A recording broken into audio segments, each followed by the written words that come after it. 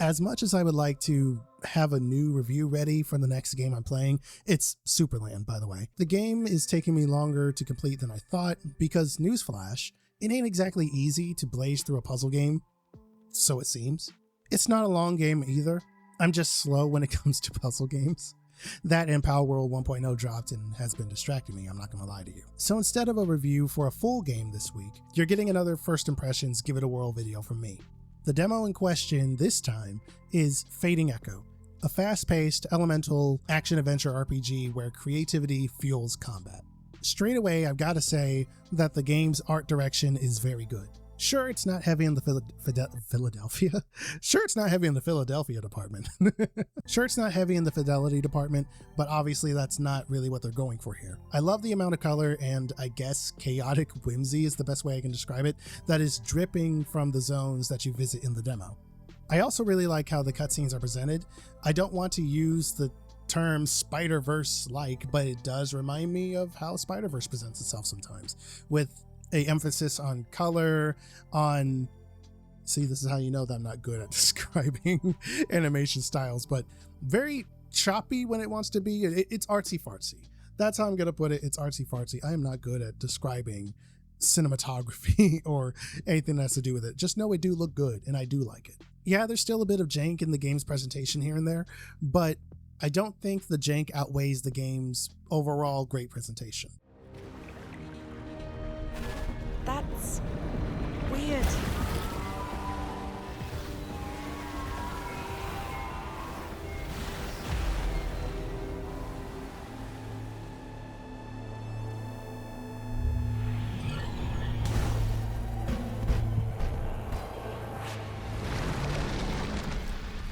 What the fuck?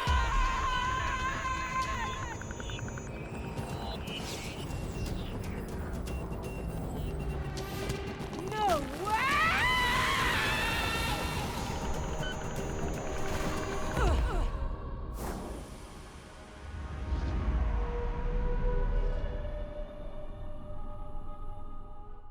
In this demo, you play up until the completion of one of the major objectives, which took me about a little under an hour to do. During that hour, I got a fair bit of lore dumped on me and a lot of humor, more than I was expecting to get in this kind of game. Fading Echo sees you playing as One. Yes, like the number 1, that's her name. As she learns to come to terms and grips with the new elemental powers that she had suddenly awakened to at the beginning of the game. On top of that, she also needs to save the world, because of course she does, from the corruption threatening to devour it. One has a really cool character design that is simple but effective. Her personality, on the other hand, is what you'd expect from a brash youth way in over their head. That said, she's not insufferable, at least not from what I gathered in the demo, and she is very well performed. In fact, I'd say the whole cast from the demo alone is pretty good. That said, there are some awkward lines here and there, and some out-of-place jokes that I don't think one would even know about. For example, there's an enemy literally described as to have Leroy Jenkins energy.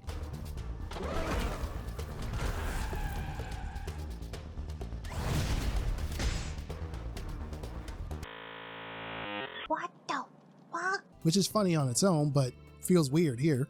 And another enemy that has comment section behavior listed under its likes. While this got a very light chuckle out of me, I do think that they stand out a bit too much. Kind of took me out of it a little bit, but that's just me. Like I said earlier, the game's cutscenes and how it presents itself is chaotically whimsical. So I guess it shouldn't be that surprising that some of the dialogue matches that chaotic whimsy.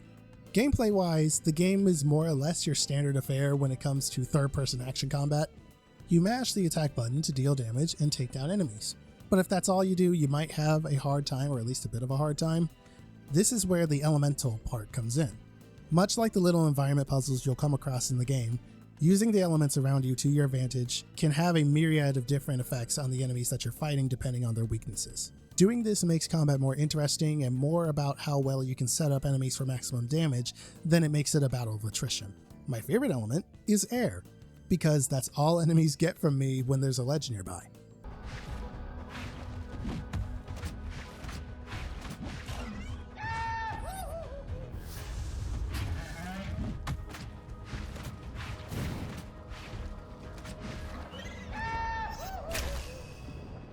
Again, the demo isn't very long, so beyond what I've already said, there isn't much more to talk about.